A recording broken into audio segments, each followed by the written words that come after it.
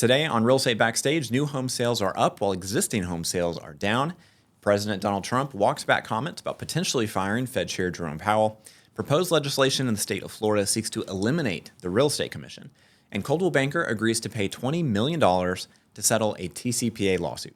Now, before we jump in, if you're watching on YouTube or listening on Apple Podcast or Spotify, make sure to subscribe. That way you don't miss any future episodes of the show. And if you're looking for the show notes with links to all the articles that we referenced today, you can find that at realestatebackstage.com/episode 26. Now, if this is your first time watching or listening, I'm your host, Michael Smith. I'm the CEO and broker in charge here at Bluefield Realty Group. We're a 3-time Inc. 5000 company headquartered here in Greenville, South Carolina, and we provide real estate brokerage, property management, and insurance services. So I want to kick things off today with the new home sales numbers. This is according to RIS Media. Quote, during March of 2025, new single-family home sales were at a seasonally adjusted annual rate of 724,000. Per the latest findings from the U.S. Census Bureau and Department of Housing and Urban Development, sales were up 7.4% month over month and 6% year over year. Since the beginning of 2025, new single-family home sales have seesawed from increases to decreases, coming off of December 2024, showing the highest new home sales figures since 2021. January 2025's new home sales were reported at a 10.5% drop. Then new home sales increased again in February, a trend that continued in March.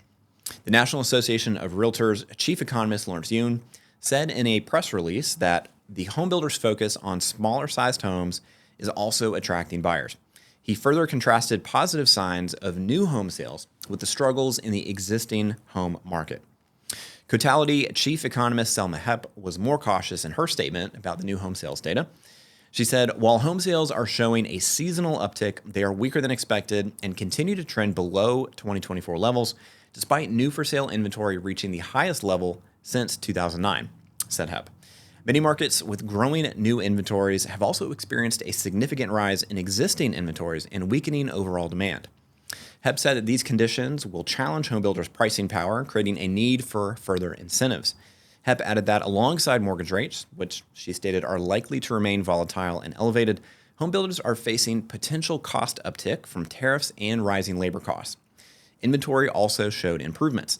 The report estimated that there are 503,000 new homes for sale as of March 2025. This is 0.6% higher than in February of 2025 and also 7.9% higher than in March of 2024. Between current inventory and sales rates, supply is estimated at 8.3 months. As new home sales went up, median prices trickled down.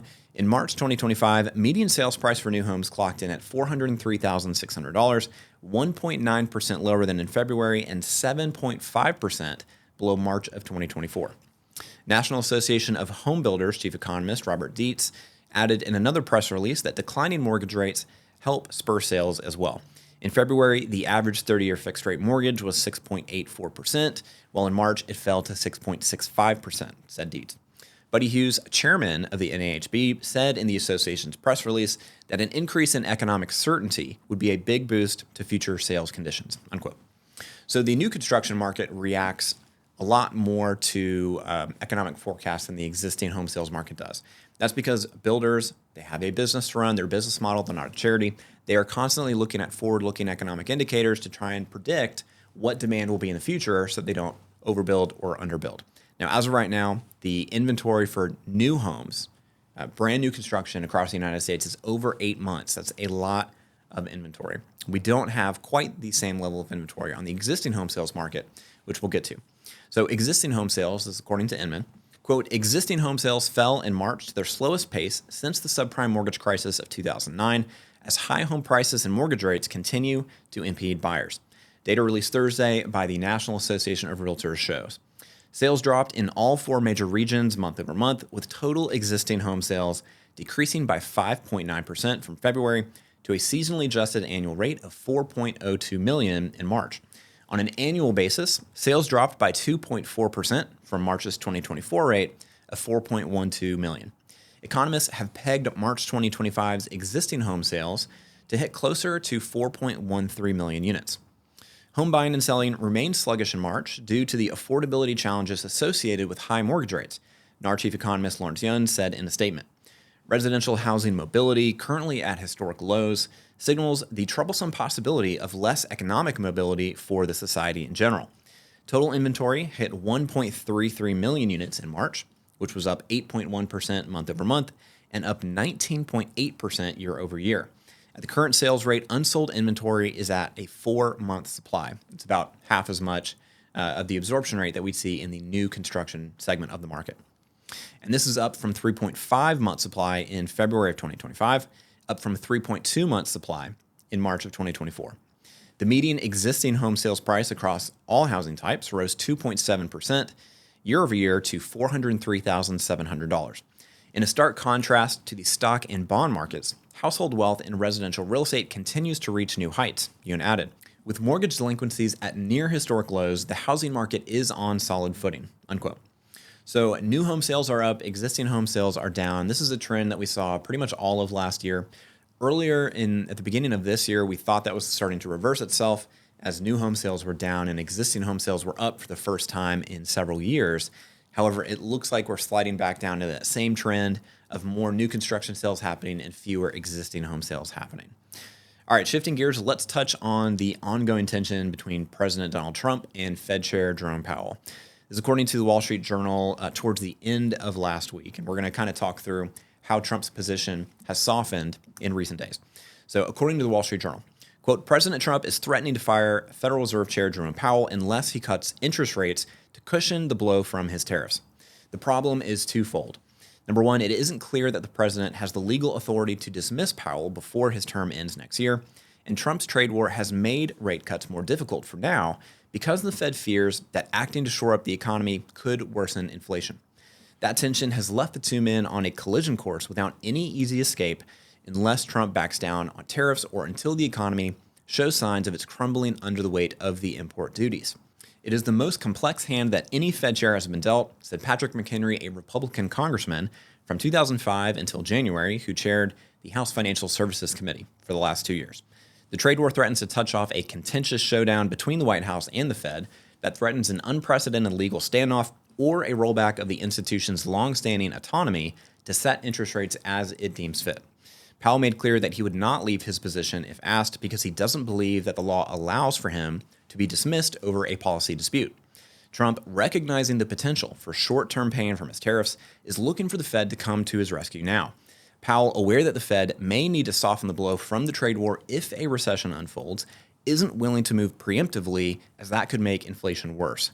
Many constitutional scholars believe that it would be difficult to remove the Fed chair, but the issue isn't settled legally. Powell has consistently said that he doesn't believe he can be removed from office over a policy dispute. Our independence is a matter of law, he said on Wednesday. If Trump falls through on threats to remove Powell, the Fed chair is likely to personally finance a legal challenge, according to people who have spoken with the Fed chief. Such a battle would likely fall to the Supreme Court to sort it out. Even if a near-term collision is avoided, Trump will still have the opportunity to put his stamp on the institution by naming his successor next year, unquote. So keep in mind that Jerome Powell was put in place by Donald Trump during his first term back in 2018. Now, over the years, Trump has had many negative things to say about Powell. I think some of those things were warranted, other things maybe not so much. We've talked about this on the show before. I think the Fed was largely responsible for a lot of the issues that we had in 2023, 2024. Really the lock-in effect, I think a big chunk of that can be attributed to the Fed. In the aftermath of the COVID recession, the Fed was very aggressive in lowering rates to zero. I think they probably brought rates too low and kept them there for too long. Even after the economy was showing signs of strong recovery, the Fed was still very, very low, very loose in their policy. And then I think they waited too long. They kept saying that inflation is transitory.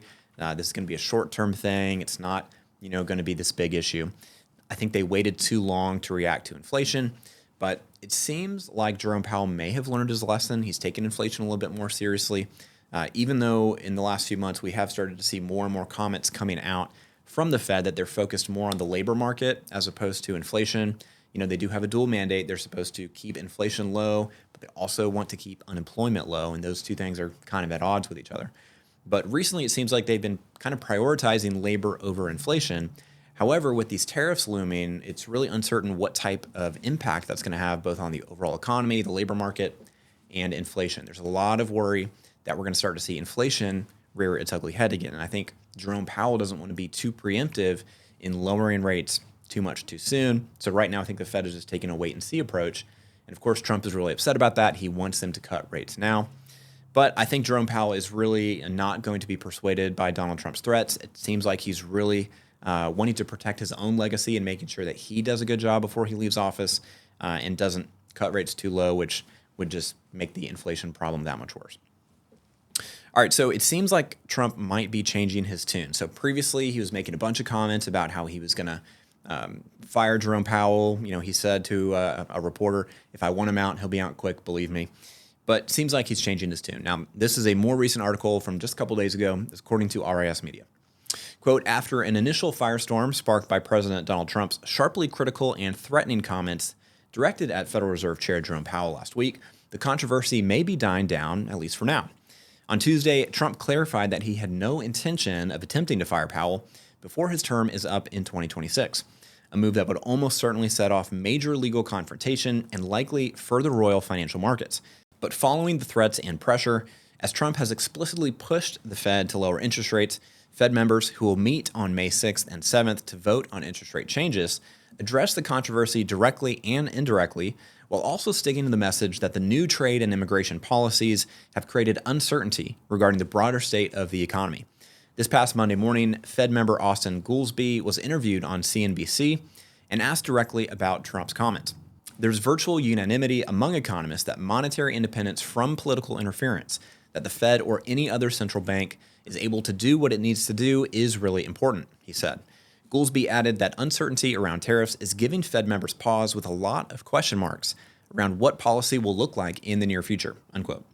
So if I had to guess, I think that Trump probably listened to the sage wisdom of his Treasury Secretary, Scott Bessent, about, hey, lay off Jerome Powell. You're really freaking markets out. We've already got all this volatility from the Liberation Day tariffs, the escalation with China, the 90-day pause. There's a lot of confusion and uncertainty. We don't need to make that worse by spooking investors about what's going to be shaken up at the Fed. So if I had to guess, that's probably what happened. I think Scott Bessent tends to be the voice of reason within the administration. All right, meanwhile, an effort is underway in Florida to dissolve that state's real estate commission. This is according to Inman. Quote, a bill moving through the Florida legislature seeks to eliminate the commission responsible for handling licensing and disciplinary matters for the state's 320,000 real estate professionals. The bill, which takes aim at the Florida Real Estate Commission, the body that is responsible for licensing and regulating real estate agents and brokers in the Sunshine State, has drawn fierce opposition from the real estate community. The 7-member commission, which is made up of brokers, agents, and everyday Floridians, and is appointed by the governor, also handles rulemaking. Right now, we're 320,000 active licensees across the state. Millie Kanyar, a broker who is chair of the commission, told Inman. Basically, our role is crucial in maintaining the public trust and potential integrity in real estate transactions. It's not immediately clear how disputes and disciplinary action would be handled if the bill, HB 1461, passes the House and Senate with the provision in place. The bill is part of a broader deregulation push by the sponsor, Representative Taylor Yarkowski, a Central Florida Republican, that also takes aim at dozens of other commissions under the state's Department of Business and Professional Regulation. Among the other commissions targeted for elimination are the Board of Architecture and Interior Design, the Board of Landscape Architecture, and the Construction Industry Licensing Board. When Yarkowski introduced the bill in February, it didn't include any mention of the real estate industry. It proposed updates to the Construction Licensing Board and Architecture Board. It was revised last week, however, to propose the outright elimination of a slew of boards and commissions, including the Florida Real Estate Commission.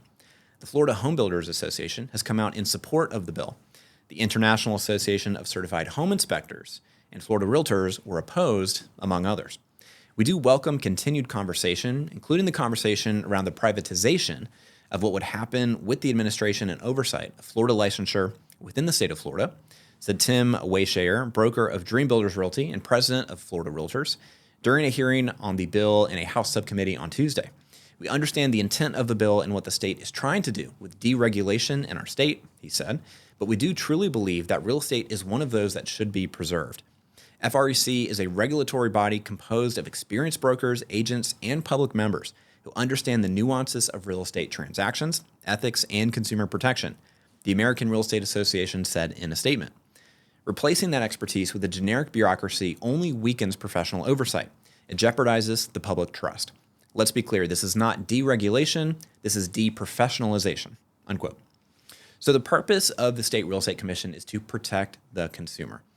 I'm all for deregulation if it's done, in a smart way. I think just completely abolishing these boards and commissions that are responsible for licensure, oversight, disciplinary action, investigations, I just think that's not a smart way to go about this. So, if there are specific things that the Florida Real Estate Commission is doing wrong, we can address those. Obviously, I'm a South Carolinian now. I no longer live in the state of Florida, but if you're an agent in Florida, I'd love your input. So feel free to comment below. Let me know how you feel about the Florida Real Estate Commission. If you think it should be completely eliminated, like this proposed bill suggests, or if there are even any adjustments that you feel need to be made. But again, the purpose of a real estate commission is to protect the public. And just like we've talked about on the show previously, I think completely getting rid of the CFPB, for example, is foolish unless you're going to, reallocate those responsibilities to other agencies. But I think just taking away the ability to investigate and enforce laws to protect the public is really, really dangerous. And if you're going to make cuts, you need to do it in a wise way. All right, so several months ago, we discussed the news that the Park City Board of Realtors in Utah had decided to stop enforcing NAR's clear cooperation policy. However, it appears they have now reversed course. This is according to Real Estate News. Quote, the Park City Board of Realtors, which last year paused enforcement of clear cooperation over legal concerns, today announced that it will embrace the updated policy, which allows sellers to temporarily hold off on publicly marketing their homes. The clear cooperation policy requires homes to be listed on the MLS within a day of being publicly marketed. This promotes an open, inclusive marketplace where buyers have access to all properties in one place, said Jamie Johnson, CEO of the Park City Association and MLS. At the same time, the delayed marketing option recognizes that some sellers need a higher level of privacy. We're pleased to be among the first MLSs to adopt this reasonable and balanced approach, Johnson added.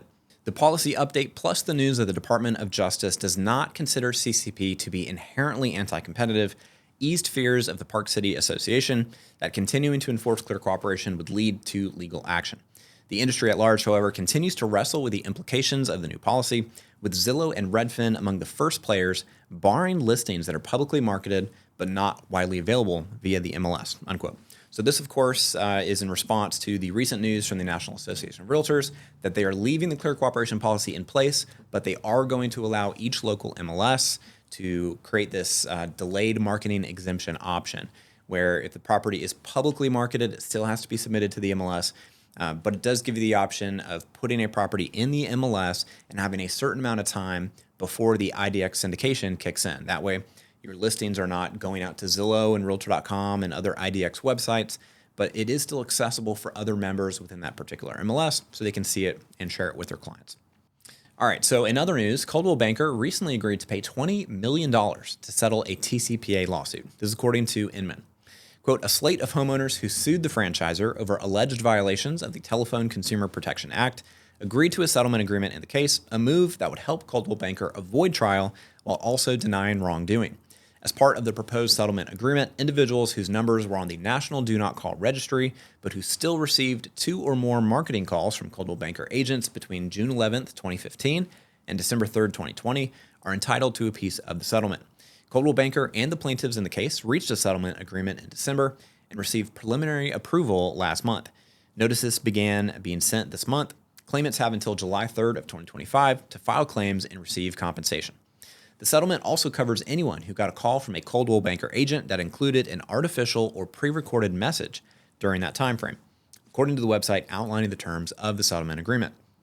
In the suit, which was first filed in June of 2019, the plaintiffs alleged they received, without their consent, unwanted calls from agents affiliated with then Realogy's Coldwell Banker brand, asking them to list their homes for sale. Rowan and Peaker, 2 of the plaintiffs, also alleged they received pre-recorded messages from Realogy agents. The plaintiffs alleged the calls and messages violated the TCPA, which prohibits making unsolicited auto-dialed calls to consumers without their consent, including calls to consumers registered on the National Do Not Call Registry. Anywhere Real Estate, which owns Coldwell Banker, didn't immediately respond to a request for comment about the settlement agreement. A final settlement hearing is scheduled for August 28th in San Francisco. The judge will then decide whether to grant final approval, unquote. So a few months ago, we actually did a deep dive episode all about TCPA compliance. And that's because TCPA lawsuits were up 40% last year. So from 2023 to 2024, the number of consumers filing lawsuits for alleged TCPA violations was up 40%. This is incredibly important. It's easy to be in compliance. The fines for failing to be in compliance are very, very high. So this is something you definitely want to pay attention to. Now, if you are a Follow Up Boss user, if that's the CRM that you use, there is a tool you need to check out. It's called Easy Verify. We use it here at Bluefield Realty Group. I highly recommend it. It integrates with the CRM, and it will automatically check any new lead that comes in. It checks the phone number against the Do Not Call registry, and every single month it rescrubs all of the phone numbers against the list to see if any of your leads had opted into the Do Not Call list during the last 30 days. So it's a tool that automatically integrates with your CRM. It makes it super easy to be compliant, and I highly, highly recommend it. All right, y'all, that's a wrap for the show today. Just a reminder, you can find the show notes with links to all the articles we referenced at realestatebackstage.com/episode 26. And I'll see you here next week with another behind-the-scenes look at the real estate industry here on Real Estate Backstage.